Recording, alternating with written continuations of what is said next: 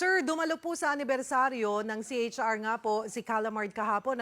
Inaasahan nyo ba ang pagdating niya? May formal invitation po ba kayo sa kanya? Wala po.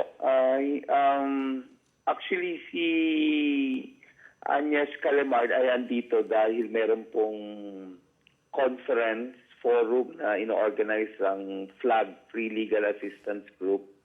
Simula ngayong araw hanggang bukas, para pag-usapan ng ang international experience on drug policy saka yung extrajudicial killings.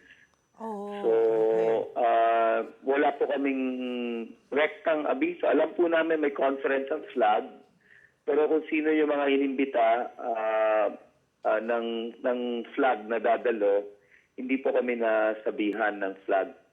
Ganun pa man, ginagalang po namin yan at siyempre yung naganap kahapon ay ang pagdalo ng lahat ng delegado ng conference na yon doon sa aming anibersaryo dahil nandito na po sila.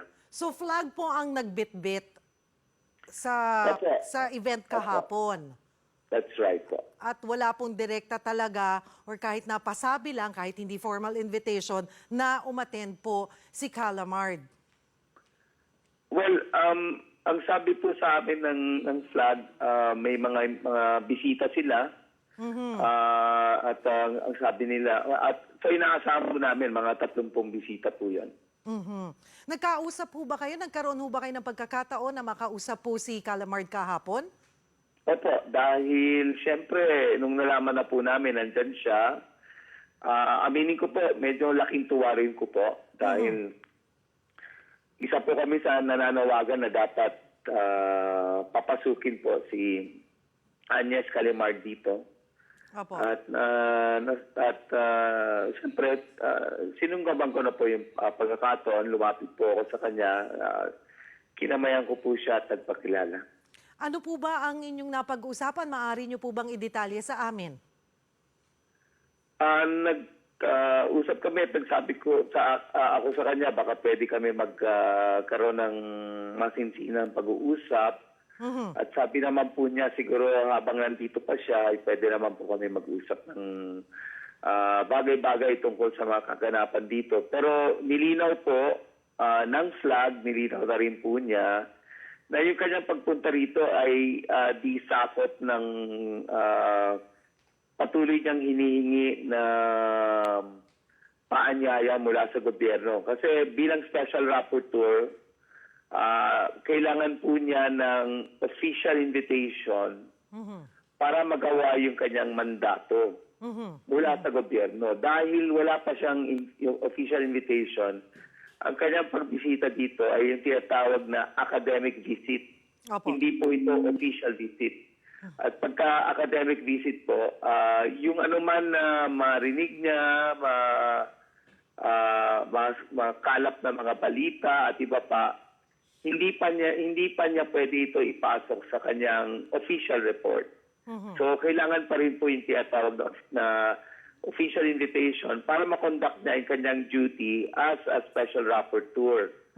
At kaya patuloy siyang humihingi ng ganon. Kung maalala po natin, inibitahan po siya ng gobyerno pero biglang binawi yung imbitasyon. Opo. Kami, sabi po namin, nandito na po siya. Baka maganda rin po, kung hindi man ngayon, ay sa ibang pagkakataon, ay mag-issue pa rin ang gobyerno ng official invitation. At duda ko, next week po sa Universal Periodic Review, pagharap ng gobyerno sa Geneva, palagay ko isa yan sa panawagan na gagawin ng international community na payagan na po ng gobyerno ang opisyal na pagpasok ng special rapporteur sa extrajudicial killings, itong si Agnes Calamard, para makonduct niya ang kanyang mandato. Kayo na po ang nagsabi na humingi po kayo ng panahon niya para magkaroon po kayo ng pagkakataon na talagang makapag-usap. Ano ho ba yung mga gusto nyong pag-usapan? Well, siyempre, pag-usapan po namin yung mga kaganapan patungkol sa patuloy na war on drugs. Ipabahagi po namin sa kanya yung mga na ilang impormasyon na nasa amin. Pero yung mga impormasyon po na ito ay sabihin natin makakatulong po sa kanya para mas may maunawaan at magkaroon ng konteksto. Pero ang kanya pakay po dito primarily ay itong komperensya